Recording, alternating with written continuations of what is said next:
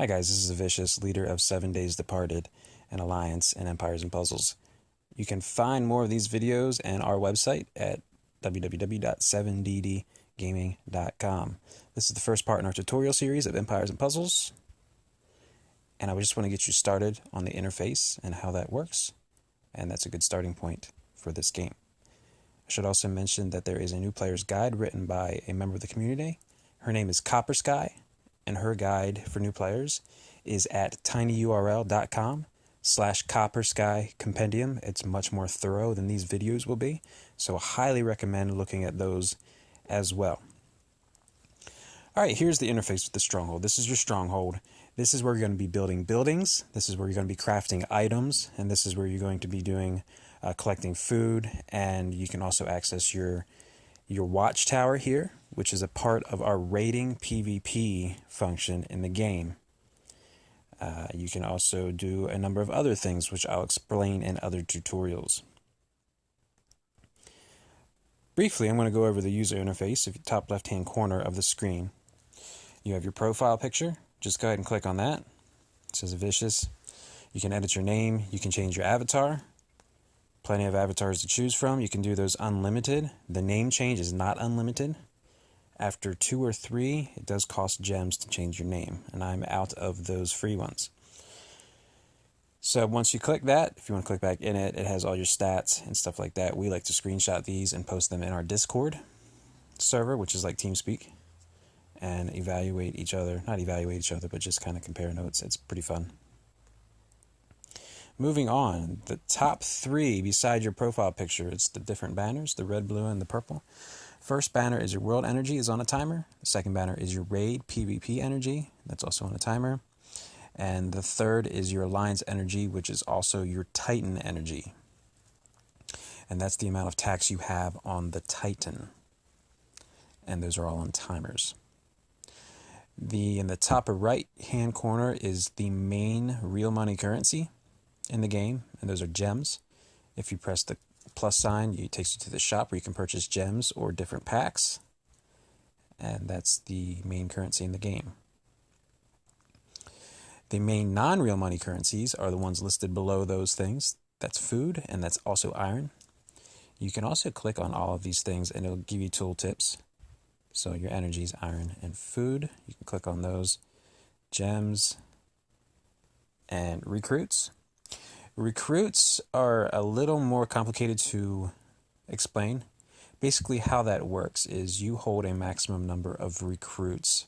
My maximum is 118 if you look at the tooltip. I only have 63, so that's good.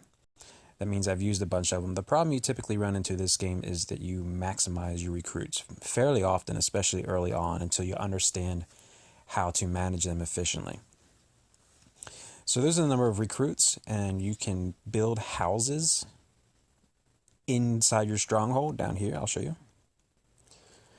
To increase those, and also you have a max on iron and food, and you can respectively increase those maximums by building their respective, I like that word, facility. Here's iron storage. Here's food storage, and you can see all of my food and iron are being produced right now. When they turn yellow, that means they will not produce. They're produced to their max, so try to collect them before they turn yellow. So you keep your timers going. My iron is full. I want to collect my food. Ideally, you want to collect from your watchtower first. Mine's not ready. It'll show an icon if it's ready, because the more food you have and iron you have stored in your watchtower, it gives incentive for people to raid you, because they're going to get high amounts of food at that point. Some players recommend not even leveling that up very much, so you're less of a target in raiding. I had leveled that up before I received that advice, so I've been leaving it alone since then. Moving on. Directly below your picture are quests. I know they look like chests, but they're essentially daily quests. So if you click the first one, it's monsters. Defeat monsters to win various rewards. You got to defeat 100. Those are map battles. I'm not sure if raids pertain to that or not. I don't think they do because they're not monsters. Second chest is heroes. I have 10 out of 40 right now. Heroes are PvP players. So if you raid someone and kill their hero, that contributes to that number. Titans. You get a Titan every 22 hours. So whether he escapes or you kill him is what determines the length of time on that. It actually doesn't really determine anything.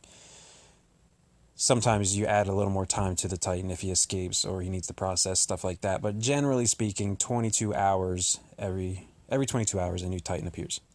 And every time you kill 5, you can open that chest, and that's some pretty decent rewards in there.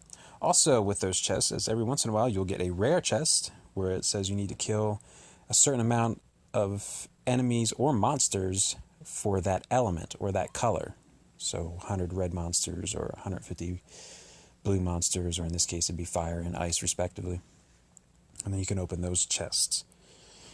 And that covers the function of the chest. The summon gate is where you get most of your heroes. So let me just briefly run those down.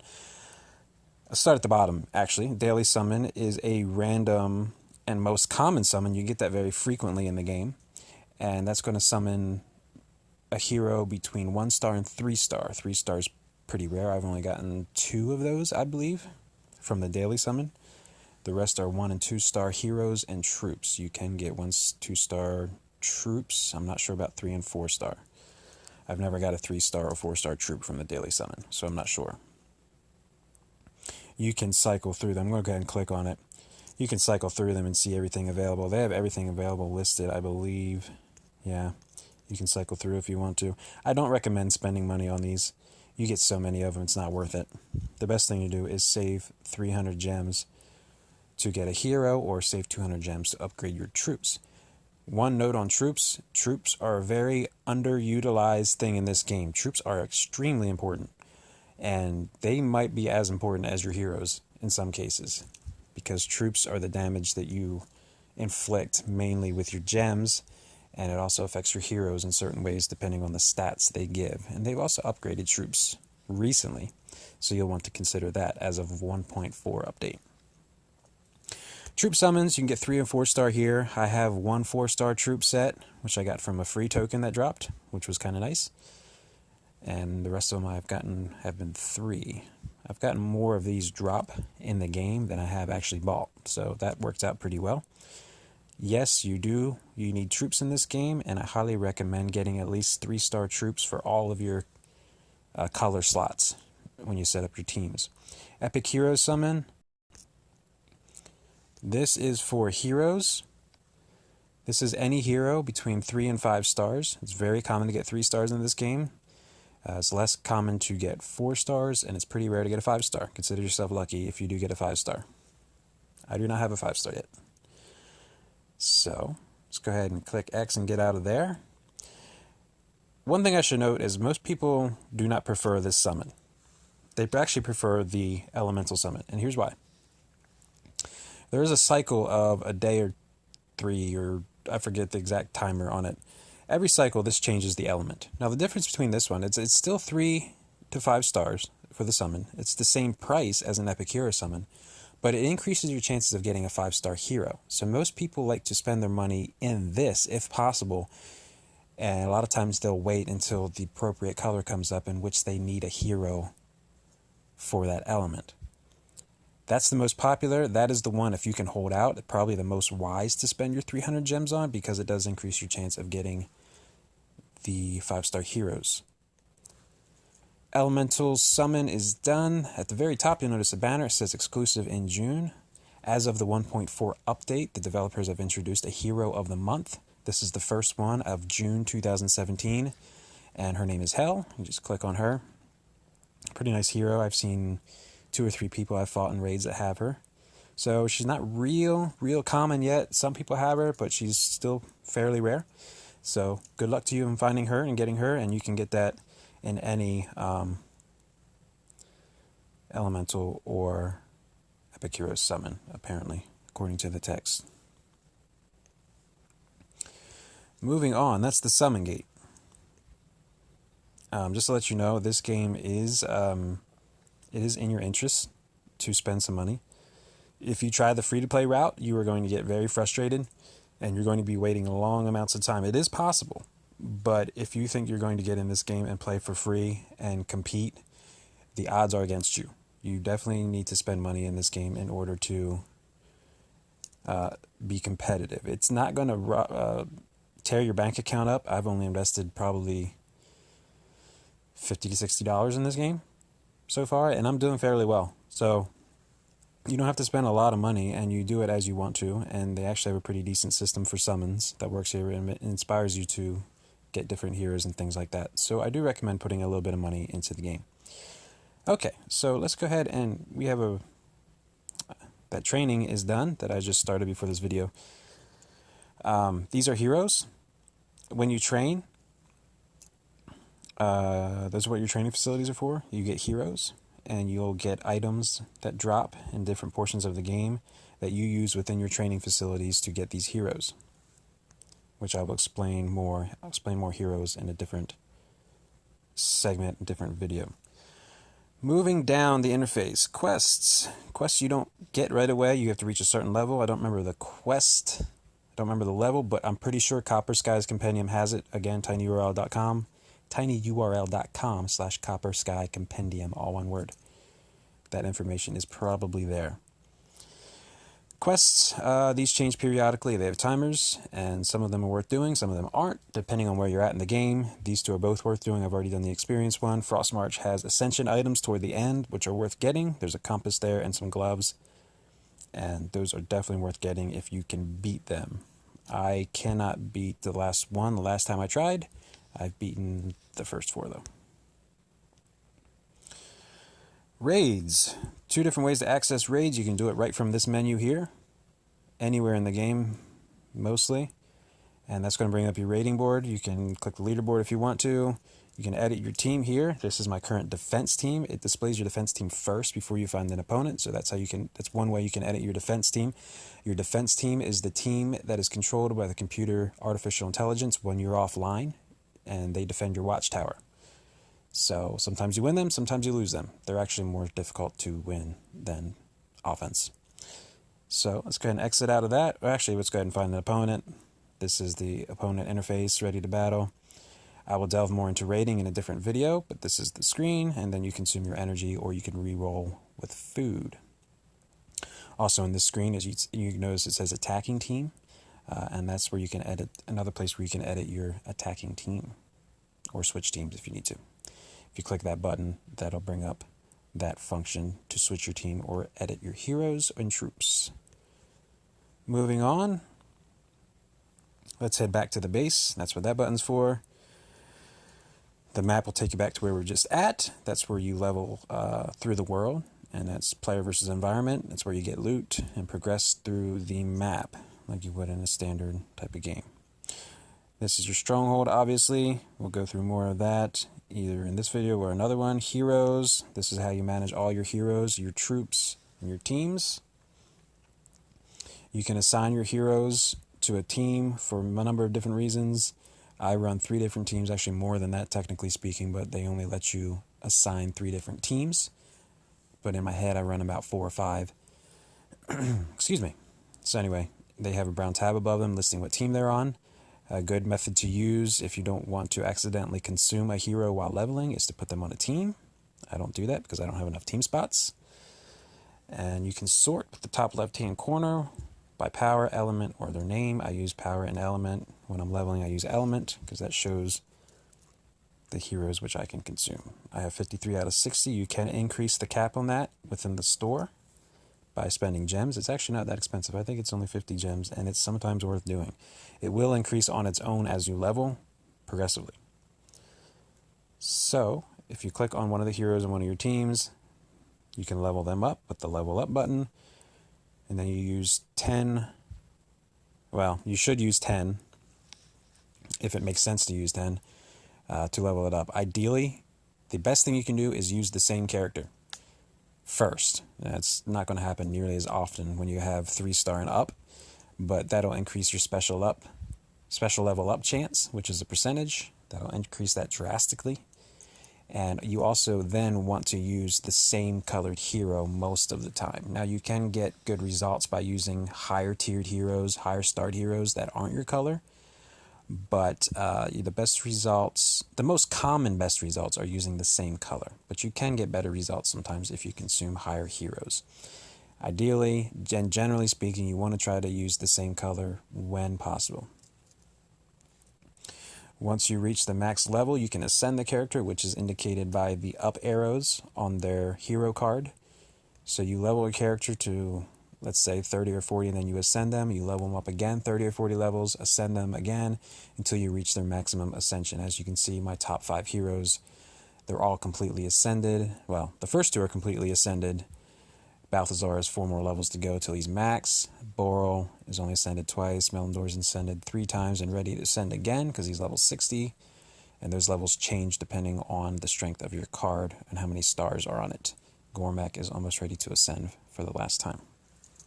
That's brief, but I will delve into that in the future video. So let me just, okay, I just want to make sure. Sorry about that. I accidentally cut out the video, but I'm going to pick up where we left off. And we left off with heroes. So let's take a look at the map real quick. Bottom left-hand corner is the map. Go ahead and click that. And you'll notice a whole world here set up. There is a total of 23 provinces currently. Provinces, yes. Province 1 is where you start. You can go through those levels. You click one of them. This stage is pretty self-explanatory. Well, all the stages are. Just look at the box here, the brown wooden box, the enemies. Those are the colors you'll be facing, followed by the loot that you can possibly gain. That is not the only possible loot you'll gain. In fact, a lot of it's very random. And if you tap any of the items, you will get a tooltip associated with that item. So if you hit next, you can set up your team. You can select whatever team you want. You have a total of 3 teams. And then at the bottom, if you click an item, you can edit your item list, which is pretty self-explanatory. You can only take 4 items into a fight with you. I'll go over the items really, really fast that I have here, just as an introduction. Healing potions are self-explanatory. Revive scroll, self-explanatory. The arrows are nice because they lower the accuracy of the opponent, and that is actually much more effective now than it used to be. So those are very nice for pretty much any situation you find yourself in. And then lastly, at the top there is the antidotes. Antidotes cure detrimental effects on your team. And you will find later on when you fight harder titans that is pretty critical to do. So let's exit out of the screen. Obviously, if you would hit fight there, that would consume 3 energy. 3 world energy. So let's go back all the way back to the main menu. Actually, let's go back to the base. And select missions right next to your heroes button. Your missions would actually be much fuller than this if you were just starting the game. I've done a lot of them, and you actually get more as you progress. So that's pretty self-explanatory. You do get the main currency and gems by doing these. So this is one way to reach your 300 to get your epic hero summon, or the 200 for the troops. Fairly self-explanatory. Alliance menu. You have to be level 4 to join an alliance, and I forgot to mention earlier, you cannot fight titans unless you're in an alliance. So that is the rules for titans. The reason that is because you're never going to beat a titan by yourself. It's a group effort. Okay, if you're in an alliance, this is what you can expect to see. You have your options and your title, or the name of your alliance, and the description and the icon you can select. Settings you can change. You can only pretty much select trophies as the standard in the game. I personally hope that changes at some point, but for now, that's what it is. You can change from invite only to open. That's pretty self-explanatory. You can invite people. You cannot invite people to your alliance. They can either join your alliance if it's open, or they can request to join your alliance, in which case you have to approve it. Elders and up can approve requests. Let's go ahead and hit X. You can leave, obviously. Don't want to do that.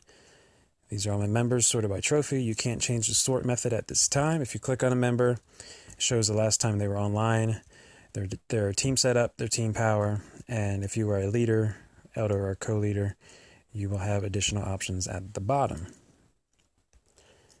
If you click on Titans, that is the status of your current Titan or the Titan that is incoming. We just recently killed this Titan, the Raging Hydra, fairly easily, so we're waiting on our next one, which will be here in about 4 hours.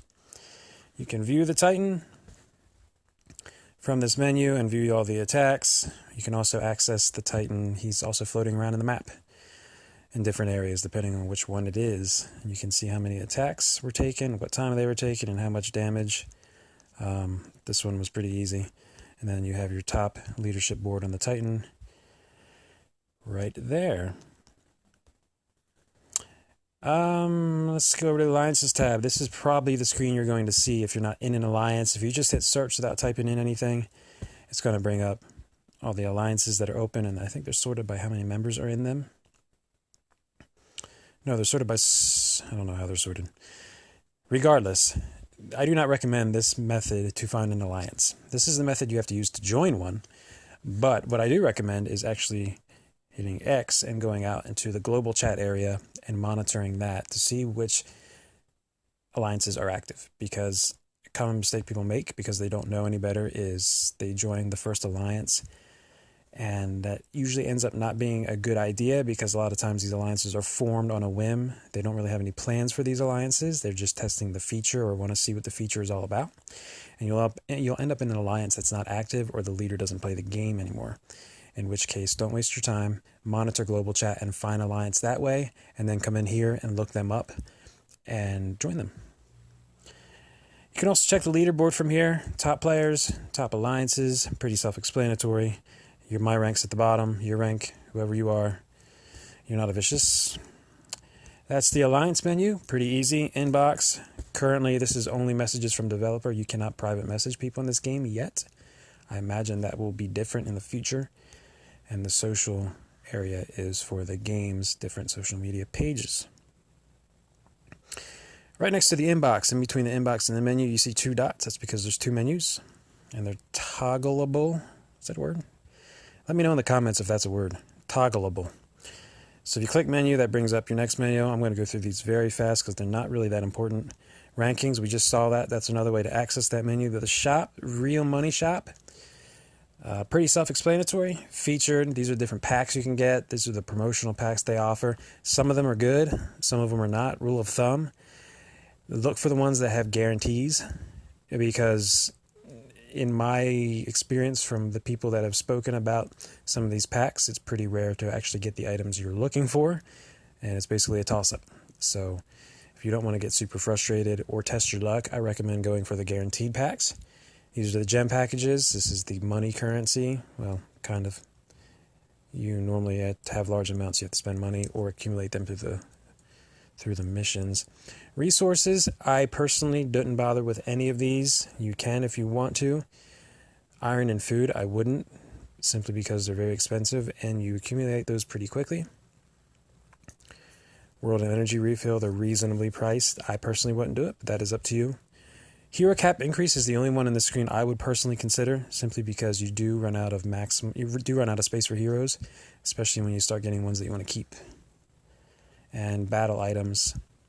This is items that you can buy for Titans and map progress. I don't like to use gems on these items. Some people do. I don't. I would rather save my gems and use them for heroes or troops. Moving on. Options. Self-explanatory. Just look at that. If you want to save your game, make sure you're resaving it to the respective phone that you have. So if you have an Android phone, make sure that you're logged into Google Play. And whatever the feature is for iPhone, well, I guess it's probably iTunes. I'm not really sure what it is at this point. The App Store. Just make sure you're logged into that. I believe that is how you save your game on both devices. I stand logged into Facebook just because I want to. I don't really know why. I'm not really sure there's a feature associated with that yet. Don't know. Maybe someone can let us know in the comments. Self-explanatory. You can manage block players. You can change the language, which is going to put you in a different chat area. Or it's going to change the language. I don't know. I've never tried it. But I see people come into ours sometimes that speak Vietnamese and things like that. So I guess that's how they do it. Push notifications you can turn off and on. I leave them on. This page is self-explanatory. Go ahead and hit X. And inventory. Almost done, guys. I'm going as quick as possible. Okay, it starts you off. Let's click on troops and start there. Troops, they've undergone a change in recent weeks because of update 1.4, in which case now you can level up your troops. They don't all just sit in your inventory anymore. So this is that, and I will delve into that in a different video, but these are your troops. These are what your gems turn into when you're fighting with gems on the board, and then their stats associated with them. So these are listed your troops. Equip or get more, self-explanatory. Battle items, said that nicely. Battle items, already went over this in the shop. These are the ones that you currently have. You can hit the craft button, that'll take you out to your stronghold and to your crafting station to create more, or you can hit get more, and I believe that takes you to the shop. Loot, sorted by two different tabs. The first one is the ascension material. When you level your character up to the max level before it's ascended, and you want to ascend them, you're normally going to have to consume some materials. You don't generally have too much of a problem until you get to the final ascension of 4-star heroes, and then it starts getting difficult. So this is the list of your materials. You can't normally access and do much with the stuff via this menu. Most of the stuff's done in the game respective to the situation you need the stuff for. Click on ingredients. These are the ingredients needed to craft certain things in the game. Crafting stations, how to level them, the best way to do that, consult Copper Sky's guide, tinyurl.com/coppersky compendium. She does a thorough write-up on all that stuff. So consult that guide. Again, this is not thorough. This is an overview, and you should look to her guide for more information. The general tab, this is where your energy flasks are stored. These are drops in the game. I would have to say the Alliance Energy is probably a little more rare. I've gotten one of those, and the World Energy and the Raid Energy I've gotten multiple of. You get them in drops, you get them in loot chests, you get them for quests, you get them... Oh, you get them all sorts of places.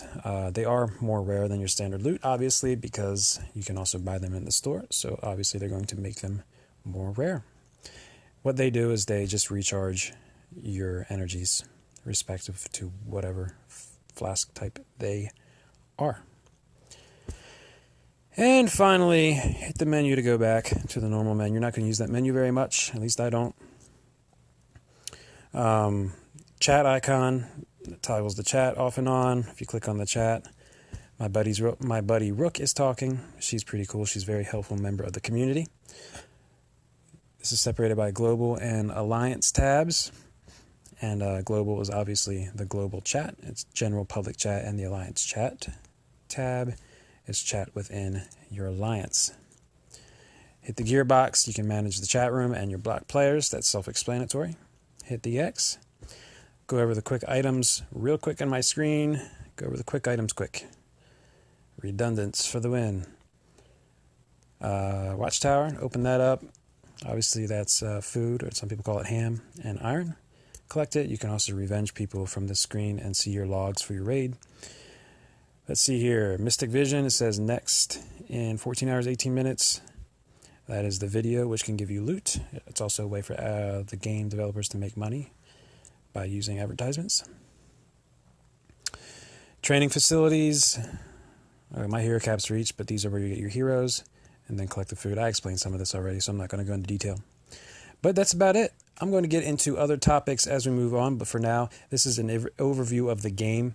Maybe in the next few ones, we'll get into combat type stuff, so everyone understands combat. However, you did learn a lot of that in the tutorial, but just in case you didn't see the tutorial, we'll work on some other things to get you guys up to speed.